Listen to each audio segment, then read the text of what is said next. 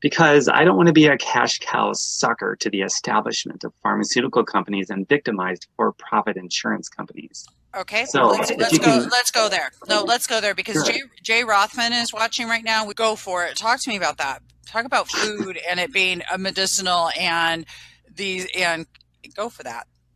Okay, I'll just go off the cuff then. Go So for it. Mm-hmm.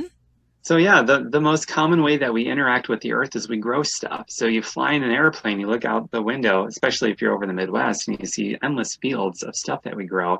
And it's mostly genetically modified corn and soy, which the establishment has a stake in because they genetically modify it. And their goal is to uh, manage people of every sickness under the sun and heal them of nothing. They want to drag out the life of a tomato as long as they can. The real tragedy is when somebody dies because they lose a customer. Wow. So what I like to do is to get away from that nonsense and get back to plants that don't come from a plant. I eat a lot of plants that don't come from a plant. They come from the freaking soil that has all the nutrients it's supposed to have. Real food. And that way, I'm less likely to ever be a customer of pharmaceuticals, and I'm less likely to ever be victimized by for-profit insurance. Now, having said that, I am not categorically opposed to the pharmaceutical industry. I think that ever since private money got introduced into politics, they lost their way, and the leadership of that industry needs to be decapitated and replaced with people that remembers why they're supposed to be in the pharmaceutical business. So having said that, there's a time and a place for everything. But I think pharmaceuticals should be a last resort, and if there's an acute necessity for it, thank God we have pharmaceuticals. But otherwise, we should be living off the land in non-genetically modified ways, and giving the soil all the nutrients they're supposed to have, and giving back to the land, being sustainable, a new deal, green technology revolution.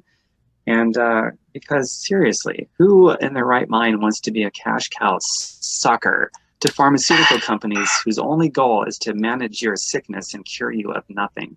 That makes no sense unless you hate yourself. But I don't think most people frame it that way. But if people did objectively frame it that way, because it is objective, not opinionated, that it is what it is, then maybe people would be a little more motivated to maybe eat real food instead of genetically modified crap, and take on the worthwhile challenge of making real healthy food taste good, but being medicinal at the same time. So now here's a real chance to have your cake and eat it too. Medicinal and tastes good and less likely to be a pharmaceutical customer, a sick hospital patient, or victimized by the pharmaceutical industry. I mean, that's a beautiful win-win-win-win. And you'll have more money too. Oh my God. The average person that goes for the cheaper food, they will spend more than 6 figures over the course of their life on healthcare related costs. What a sucker's game that is. Oh my God, that's so incredibly obnoxiously stupid.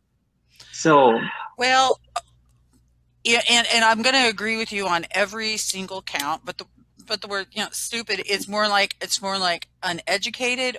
It's more like not, you can't know something till you know it. So I don't vibe on that word, but let's go to all the awesome stuff you just said, because you really did. I want to embrace everything you're saying. What you're bringing forward right now is some seriously beautiful words.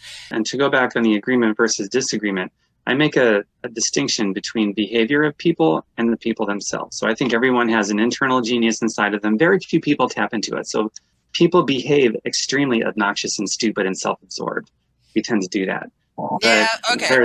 There's an internal genius. So I like to make that discernment when I say things like obnoxiously stupid and self-absorbed, talking about the behavior of people. And I could probably do a better job of communicating that, but that's how I objectively see it. That's very fair.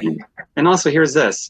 Very few people are curious to ask questions. Most people make statements, and you can't learn anything when you're making statements. So very few people will ask questions, and most people will make blanket statements. And a blanket statement is very lazy because you no longer have to think or use your critical thinking faculties to make nuances and make discernments and so on and so forth.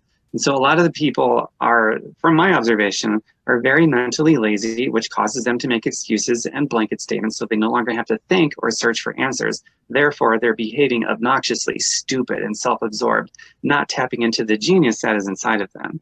And one of my passions is to call people out on their bullshit. So that's cutting through the bullshit at its core, at its fundamentals.